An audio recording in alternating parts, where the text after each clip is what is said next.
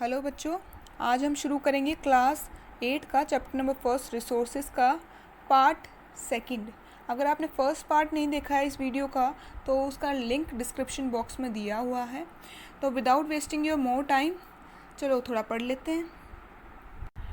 अब देखो, natural resources को अब क्लासीफाई किया गया है किसके बेसिस पे? ओरिजिन पे। ओरिजिन पे मतलब एबायोटिक और बायोटिक जो है रिसोर्सेज होते हैं। एबायोटिक रिसोर्सेज कौन से होते हैं? Non living things. जितने भी नॉन लिविंग थिंग होती है, सॉइल, रॉक और मिनरल्स, ये होते हैं एबायोटिक रिसोर्सेज। और बायोटिक रिसोर्स होते हैं लिविंग थिंग्स जैसे प्लांट्स और एनिमल्स। क्लास 7 के चैप्टर नंबर फर्स्ट में आपने ये पढ़ा हुआ है, एबायोटिक और बायोटिक के बारे में। नेक्स्ट पॉइंट देखो, natural resources can broadly categorised into. Natural resources को और भी हम तरीके से क्या कर सकते हैं? डिस्ट्रीब्यूट या फिर डिवाइड कर सकते हैं। कैसे? दो पार्ट में डिवाइड किए गए हैं, रिन्यूएबल रिसोर्सेज और नॉन रिन्यूएबल रिसोर्सेज। इसके बीच में डिफरेंस आता है, ठीक है। Difference between renewable and non renewable resources के बीच में डिफरेंस आता है। तो आप उसे कितने मार्क्स का आता है? 3-4 मार्क्स का आता है। हमारे पास 4 पॉइंट है, 4 मार्क्स का ही आएगा। देखो अभी फर्स्ट पॉइंट क्या है? रिन्यूएबल रिसोर्सेज क्या होते हैं? गेट रिन्यूड क्विकली, जो वापस आ जाते हैं जल्दी से। रिन्यूएबल होते हैं जो टाइम के साथ में वापस मिलते रहते हैं, जो ख़त्म नहीं होते हैं आसानी से, वो रिसोर्सेज होते हैं हमारे रिन्यूएबल रिसोर्सेज। जो चीज़ें आसानी से ख़त्म ना हो वो रिन्यूएबल रिसोर्सेज, और जो आसानी से ख़त्म हो जाएं, लिमिटेड स्टॉक होता है जिसका, वो होते हैं नॉन रिन्यूएबल रिसोर्सेज। समझ आ रहा है? आगे देखो, some of these are unlimited like solar and wind energy. कुछ रिसोर्सेज ऐसे होते हैं जो अनलिमिटेड होते हैं, कभी ख़त्म ही नहीं होने वाले। जैसे सोलर और विंड एनर्जी जो है अनलिमिटेड है, कभी ख़त्म नहीं होने वाले। ये हमारे रिन्यूएबल रिसोर्सेज, ठीक है। Some can get affected by carelessness use like water, soil, forest. लेकिन कुछ रिसोर्सेज ऐसे होते हैं जो कि जिनकी क्वालिटी मतलब जिसकी क्वांटिटी जो है अफेक्ट की जा सकती है, मतलब थोड़ी हो सकती है, कम हो सकती है हमारी लापरवाही के कारण, जैसे वाटर, सॉइल एंड फॉरेस्ट। ये सभी हैं क्या? Renewable resources. वापस आ जाएंगे टाइम के साथ में, लेकिन इनकी क्वांटिटी जो है अफेक्ट हो सकती है हमारे जो है केयरलेसनेस है, बिना ढंग से इनकी देखभाल करें, ठीक है। नेक्स्ट पॉइंट देखो, stock of resources. Renewable resources में स्टॉक ऑफ रिसोर्सेज मतलब amount of resources available for use. Stock of resources का मतलब होता है जितने रिसोर्स हमारे पास में प्रेजेंट हैं यूज़ के लिए, जो हम यूज़ कर सकते हैं, उसे कहते हैं हम लोग स्टॉक ऑफ रिसोर्सेज। अब है non renewable resources. Non renewable resources होते कौन से हैं? वो रिसोर्सेज जिनका लिमिटेड स्टॉक होता है वो होते हैं नॉन रिन्यूएबल रिसोर्सेज, ठीक है, जो एक टाइम पे ख़त्म हो सकते हैं, ठीक है। Once exhausted take thousand of years to get renewed. मतलब एक बार ख़त्म हो गए तो हज़ारों साल लग जाएंगे वापस आने में, ऐसे रिसोर्सेज। इसीलिए इनको क्या कहते हैं? नॉन रिन्यूएबल, जो कि आसानी से, जो दोबारा से रिन्यू मतलब जल्दी से वापस पैदा ना हो सके। एग्जाम्पल दे रखे कोल, पेट्रोलियम, नेचुरल गैस, ये सभी एग्जाम्पल है नॉन रिन्यूएबल रिसोर्सेज के, ठीक है।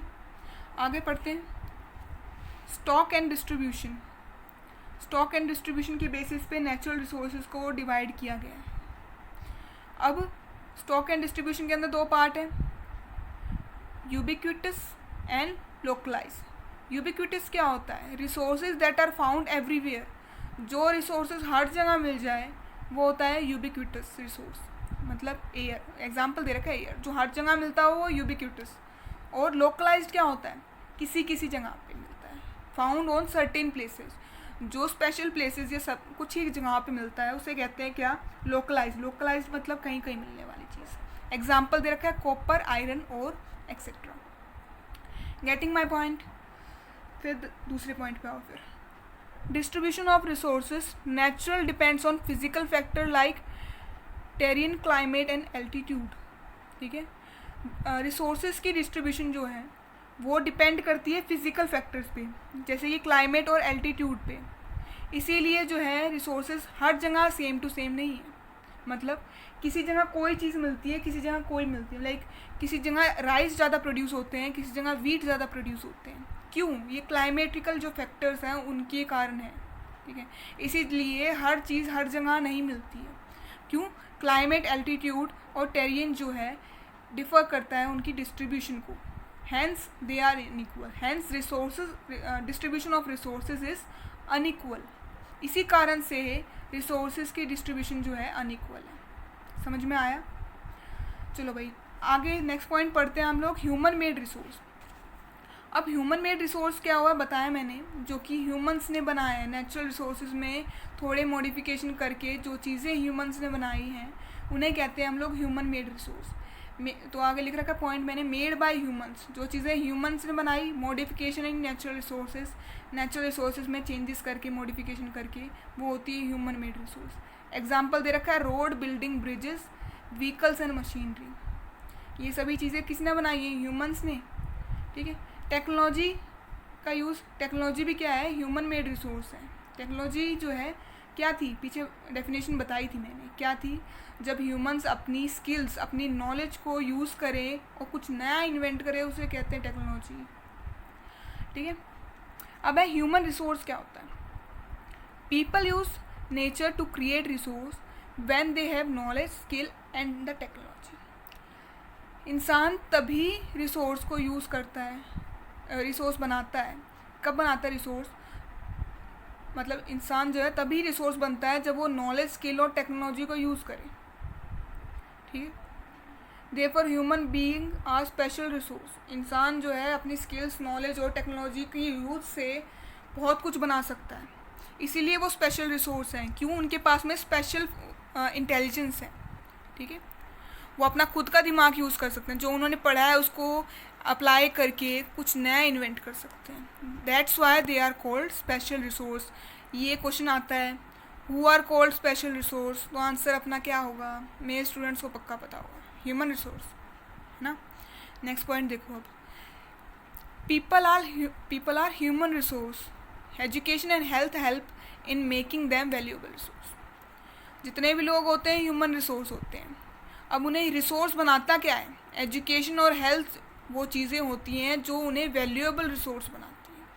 ठीक है। सभी इंसान रिसोर्स होते हैं, ह्यूमन रिसोर्स होते हैं, लेकिन अच्छी एजुकेशन और अच्छी हेल्थ के कारण वो जो है वैल्यूएबल रिसोर्स बनाते हैं। मतलब जिनकी वैल्यू ज़्यादा हो, ज़्यादा वैल्यू हो, मतलब जो ज़्यादा समझदार होंगे, ज़्यादा सर्विस प्रोवाइड कर पाएंगे या फिर ज़्यादा लोगों के काम आ पाएंगे, वो क्या होंगे? ज़्यादा वैल्यूएबल रिसोर्स होंगे, ज़्यादा वैल्यूएबल ह्यूमन रिसोर्स होंगे। आगे देखो नेक्स्ट पॉइंट रेड कलर से लिखा हुआ है, human resource development. Human resource development क्या होता है?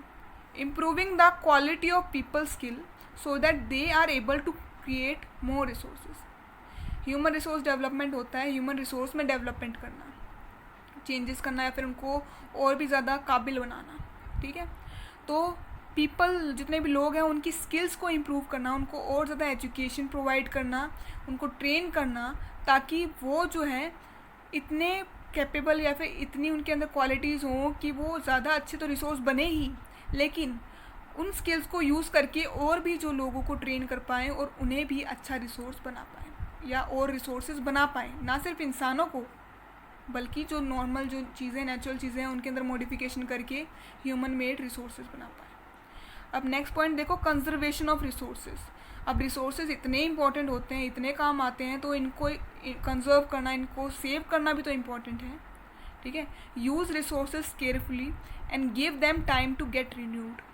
ठीक है। रिसोर्सेज को यूज़ करो, ध्यान से यूज़ करो और उसको टाइम दो कि वो रिन्यू हो पाए, मतलब वापस आ पाए। तो क्वेश्चन क्या आएगा?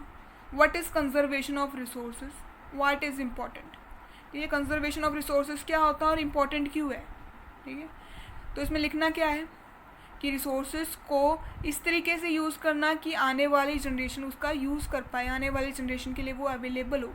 तो इसको कहते हैं सस्टेनेबल डेवलपमेंट। ठीक है। वो आगे पढ़ेंगे हम लोग। तो अब इसके आगे क्या लिखना है? Importance of resources. Importance of resource, natural resources होते क्या हैं, ह्यूमन मेड रिसोर्सेज क्या होते हैं, वो चीज़ें आप इनमें अप्लाई करोगे। ठीक है। पढ़ा दिए नोट्स, ठीक है, अब उसको यूज़ करो। अपने जो आज तक आपने पढ़ा है क्या इंपॉर्टेंट होते हैं रिसोर्सेज, क्यों इंपॉर्टेंट होते हैं, अगर हमको पता है कि अगर हम ढंग से यूज़ नहीं करेंगे रिन्यूएबल और नॉन रिन्यूएबल रिसोर्सेज को, तो एक टाइम ऐसा आएगा जब या तो उनके अंदर क्या, उनकी क्वांटिटी में क्या हो जाएगी, गड़बड़ आ जाएगी, या फिर वो नॉन रिन्यूएबल रिसोर्सेज हो जाएंगे और होंगे तो फिर बहुत टाइम लगेगा उनको वापस आने में, प्रॉब्लम क्रिएट होगी। ठीक है, जो पढ़ा है उसको यूज़ करो, थोड़ा अपनी तरफ से बना के लिखना है इस क्वेश्चन को। नेक्स्ट पॉइंट देखो, सस्टेनेबल डेवलपमेंट क्या होता है? Carefully utilization of resources so that beside meeting the requirement of present generation also take care of future generation. मतलब रिसोर्सेज को यूज़ करना, लेकिन इस तरीके से यूज़ करना कि आज की जनरेशन, मतलब आपकी खुद की तो ज़रूरतें पूरी हो जाएं, लेकिन आने वाली जनरेशन भी तो है, उन्हें भी तो यूज़ करना होगा उसे। ठीक है, मतलब अगर आज पेट्रोल, आज की जनरेशन, हमारे मम्मी पापा उसे इतना यूज़ कर ले कि बिल्कुल ही ख़त्म हो जाए, तो हम क्या करेंगे? हम साइकिल चलाएंगे, साइकिल चला चला के जाएंगे अपने काम पे, है ना? प्रॉब्लम क्रिएट हो जाएगी। ध्यान में रखना चाहिए, पेरेंट्स को समझाओ अपने, और ख़ुद भी समझो इस बात को। नेक्स्ट देखो, सस्टेनेबल डेवलपमेंट। सस्टेनेबल डेवलपमेंट क्या होता है? कॉन्ट्रीब्यूशन ऑफ पीपल, मतलब इसके आगे का ही पॉइंट है। सस्टेनेबल डेवलपमेंट में किसकी ज़रूरत है हमको? पीपल के कंट्रीब्यूशन की, लोगों के कंट्रीब्यूशन की बहुत ज़रूरत है। ठीक है, बोलने से काम नहीं होगा कि पेट्रोल सेव करना है, थोड़ा यूज़ भी करो दिमाग, अपने आप को कंट्रोल करो। छोटे डिस्टेंस के लिए नहीं ज़रूरी स्कूटी लेके जाना, पैदल भी जा सकते हो। ठीक है, हेल्थ भी रहेगी थोड़ी, तुम्हारी फिट भी रहोगे। अब देखो, रिड्यूस, रीयूज़ एंड रिसाइकल, ये वर्ड आपने सुन रखे होंगे, 3 Rs के नाम से जाने जाते थे ये वर्ड, जो साइंस में भी कई बार मैंने पढ़े हुए हैं। Reduce, reuse and recycle. Reduce मतलब जितना हो सके कम यूज़ करो। ठीक है, अगर कर रहे हो तो रीयूज़ करो। रीयूज़ मतलब अगर दोबारा से यूज़ किया जा सकता है तो उस चीज़ को यूज़ करो। पेपर जितना हो सके कम यूज़ करो, लेकिन अगर फिर भी यूज़ कर रहे हो तो ये देखो कहीं ऐसा नहीं कि थोड़ी थोड़ी लाइन, मतलब जितना हो सके ना पूरा पेपर भरने की कोशिश करो। अगर वो रीयूज़ किया जा सकता है, रीयूज़ कैसे किया जा सकता है? लाइक आपका जो पेपर है, आपने उससे के अंदर नोट्स को तो नहीं, खैर आपने उसके अंदर क्वेश्चन सोल्व करे हैं। ठीक है, अब वो क्वेश्चन आपने संभाल के रख लिए, जैसे मैंने ये नोट्स संभाल के रख रखे हैं, मैंने इसका रीयूज़ क्या किया, मैंने इसकी वीडियो बनाई और यूट्यूब पे अपलोड कर ली। एंड रिसाइकल, रिसाइकल मतलब ये पेपर बिल्कुल ही ख़त्म हो गया, मैंने वीडियो भी बना ली, मुझे याद भी हो गई है, अब मैं क्या करूँ, और पेपर भी ख़राब से हो गए, तो मैं क्या करूँगी, इसे रद्दी वाले को दे दूँगी और वो क्या करेगा, इसको रिसाइकल करवा देगा। रिसाइकल करके नए पेपर आएंगे, फिर उस पर हम दोबारा से नोट्स बनाएंगे, थोड़ी ड्राइंग करेंगे, और हमारा दोबारा से वही काम, reduce, reuse and recycle. Next देखो, अभी पॉइंट काम पे आते हैं, दोबारा से ज़्यादा बातें करने लगी मैं। सस्टेनेबल डेवलपमेंट के प्रिंसिपल्स होते हैं। प्रिंसिपल्स मतलब कुछ सिद्धांत होते हैं जिस पे सस्टेनेबल डेवलपमेंट बेस्ड होता है। क्या मतलब कुछ चीज़ें हमको दिमाग में रखनी होती है। क्या चीज़ें? Respect and care for all forms of life. हमें हर एक जो है फॉर्म ऑफ लाइफ, मतलब हर एक जीव जंतु की रिस्पेक्ट करनी चाहिए कि उनकी ज़िंदगी है, उनको भी हक है जीने का। Improve the quality of human life.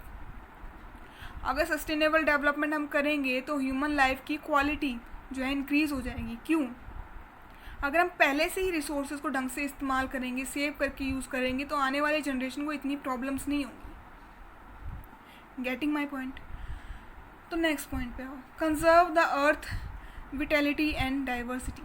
मतलब हमारे अर्थ पे कितने डाइवर्स, कितने अलग अलग टाइप के जीव जंतु रहते हैं, अलग अलग टाइप के रिसोर्सेज हमको मिलते हैं। अगर हम इनको ढंग से यूज़ नहीं करेंगे तो ये क्या हो जाएंगे, एग्जॉस्ट हो जाएंगे, ख़त्म हो जाएंगे, तो आने वाली जनरेशन उसको कैसे यूज़ कर पाएंगे। ठीक है, तो उसकी डाइवर्सिटी मतलब ये जो अलग अलग चीज़ें अवेलेबल अर्थ पे हैं वो ऐसे ही बरकरार रहें, उसके लिए सस्टेनेबल डेवलपमेंट इंपॉर्टेंट है। अब देखो, minimize the depletion of natural resource. अगर सस्टेनेबल डेवलपमेंट हम ढंग से करेंगे तो नेचुरल रिसोर्स जो हैं प्रेजेंट रहेंगे, एग्जॉस्ट नहीं होंगे, और जितना अगर ढंग से यूज़ करेंगे तो डिप्लीशन मतलब कम होते नहीं जाएंगे वो। अब देखो next point, change personal attitude and practices towards the environment. Sustainable development जो है हमारा एटीट्यूड, ठीक है, किसके तरफ, एनवायरनमेंट की तरफ जो है बदलता है। कैसे बदलता है? हमें पता चल गया, हम थोड़े पढ़े लिखे हो गए ये चैप्टर पढ़ के, कि भाई रिसोर्सेज जो हैं ऐसे ही नहीं होते हैं, इम्पोर्टेंट होते हैं, और अगर ये ख़त्म हो गए तो फिर बहुत जो है हज़ारों साल तक हमको जो है प्रॉब्लम क्रिएट होगी, हमारे लिए प्रॉब्लम क्रिएट होगी। अगर प्रॉब्लम क्रिएट होगी, पता है, समझदार हो चुके हैं, तो हमारा एटीट्यूड बदलेगा। एटीट्यूड बदलेगा तो हम थोड़ी आदतें सुधारेंगे कि नहीं सुधारेंगे। अब देखो next point, enable communities to take care for their own environment. Sustainable development help करता है लोगों को, कम्युनिटीज़ मतलब लोगों को हेल्प करता है कि वो अपने एनवायरनमेंट, अपने आसपास के एरिया को साफ सुंदर सा और अपने जो रिसोर्सेज उनके हाथ में हैं उन्हें सेव करें और जितना हो सके उनका ध्यान रखें। ठीक है, दैट्स इट, चैप्टर कंप्लीट। अगर चैप्टर अच्छा लगा हो, वीडियो अच्छी लगी हो तो लाइक करो, सब्सक्राइब करना मत भूलना ताकि मेरी आगे वाली वीडियोस, जो नेक्स्ट वीडियोस आएंगी उसकी नोटिफिकेशन आपको मिल जाए। और थोड़ा भला करो, अपने दोस्तों के पास में शेयर करो। कमेंट ज़रूर करना कि आपको क्या डाउट्स हैं, अगर कोई डाउट्स हैं तो, और कौन से चैप्टर्स या फिर आपको उनकी किस नए चैप्टर्स की आपको रिक्वायरमेंट है। Okay, bye.